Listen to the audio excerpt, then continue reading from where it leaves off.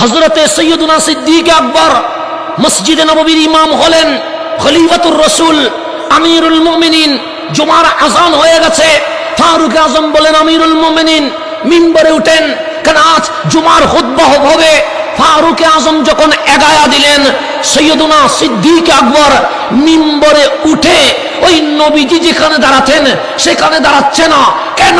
সে কামলিওয়ালার কদম যেখানে বেজে গেছে সেখানে যদি আমার কদম বেজে যায় বড় বেয়াদবি হবে।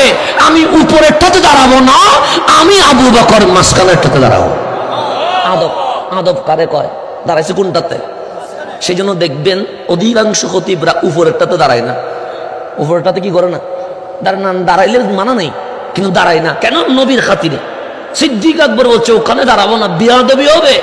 আমি কোথায় দাঁড়াবো? মাঝখানে, যেন কামলিওয়ালার কদমের নিচে যেন আমার কদম হয়, কামলিওয়ালার কদমের উপরে যেন না যায়। আদব, আদব, এটার নাম আদব।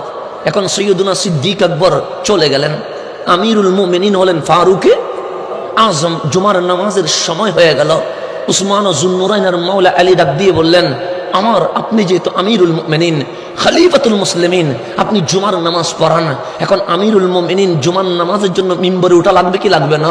লাগবে। এখন ভাবতে লাগলেন দাঁড়ায়া, উপরেরটাতে দাঁড়াইছে রহমতুল লিল আলামিন, এখানে পা রাখলে বড় বেয়াদবি হবে। আমার চেয়ে বড় আফজল, আমার চেয়ে বড় উপরে, আমার চেয়ে বড় দামি, ওনার নাম সিদ্দিক আকবর। উনি আমার গুরু, উনি আমার শিক্ষক, উনি আমার রাহবার, উনি আমার মুর্শিদ, উনি আমার পীর। ওনার কদম যেখানে, এখানে যদি আমার কদম লাগে তাও তো বেয়াদবি হবে। আমি উপরেও দাঁড়াবো না, মাঝখানেও দাঁড়াবো না, আমি আমার নিচের তাকে দাঁড়াবো। সেই জন্য এখন তাক কটা হয়েছে? সৈয়দুনা ফারুক আজম চলে গেলেন। ফারুক আজম এখন খলিফা হলেন কে? উসমান যুন্নুরাইন রাদিয়াল্লাহু তাআলা। এখন তিন তাককে কি চার তাক করা যাবে না? যাবে না। কেন? নবীর জামানায় কয় তাক? সিদ্দিক আকবরের জামানায়, ফারুক আজমের জামানায়। এখন সৈয়দুনা উসমান যুন্নুরাইন যখন জুমার দিন আসলো, এখন ওনাকে সবাই এগায়া দিলেন জুমার নামাজ পড়ান। কারণ মিম্বর এসে থেমে গেছে, কেমনি কি করব? উপরের টাতে রহমতুল লিল আলামিন, মাঝখানের টাতে সৈয়দুনা সিদ্দিকে আকবর, নিচের টাতে ফারুকে আজম। আমি উপরেরটাতেও দিতে পারবো না, কারণ উপরেরটা তো রহমতুল লিল আলামিন, মাঝখানেও দিতে পারবো না, কারণ ওটা আফদালুন নাস বাদাল আম্বিয়া সিদ্দিক আকবর। নিচেরটাতেও দিতে পারবো না, কারণ উনি আমার চেয়ে আফজল, ফারুকে আজম। কি করা যায়, কি করা যায়? হঠাৎ বুদ্ধি আসছে, তাক যদি বাড়ায় তাহলে আরেকটা তাক বাড়বে।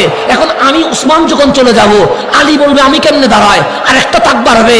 যখন আলী চলে যাবে, ইমাম হাসান আসবে, বলবে বাবা যেখানে দাঁড়াইছে সেখানে আমি কেমনে দাঁড়ায়, তখন আরেকটা তাক বাড়বে। ইমাম হুসাইন এসে বলবে বড় ভাই হাসান যেখানে দাঁড়িয়েছে সেখানে আমি কেমনে দাঁড়ায়, আরেকটা তাক বাড়বে। এরকম তাক শুধু বাড়তেই থাকবে। কি করা যায়? তখন উসমান যুন্নুরাইন বলছে আসল যে মিম্বারটা এটা সরাইয়া দাও। কেন? কারণ এটা তো রাসূলের কদম আছে, এটা সিদ্দিক আকবরের কদম আছে, এটা তো ফারুক আজমের কদম আছে, এটাকে সুন্দরভাবে রেখে দাও। আরেকটা নতুন মিম্বার নিয়ে আসো। যখন নতুন মিম্বার আনলেন, সৈয়দুনা উসমান যুন্নুরাইন মাঝখানের মিম্বারে দাঁড়ায়া, মাঝখানে তাকে দাঁড়ায়া খুতবা দেওয়া শুরু করে দিয়েছে। এটার নাম ছিল আদব। এটার নাম কি? আদব। আদব মানে যেখানে কদম লাগছে সেখানে আর কদম কি করে নেই, লাগায় না। এটার নাম পীরে মুর্শিদ, এটার নাম মুরিদ সিস্টেম, এটার নাম শিক্ষক আর ছাত্র। এই আদব যতদিন ছিল, ইসলামের বিজয়, মুসলমানের বিজয় দুনিয়াতে ছিল। যেদিন আদব উঠে গেছে, মালিক বিজয় ছিনিয়ে নিয়ে নিয়েছে।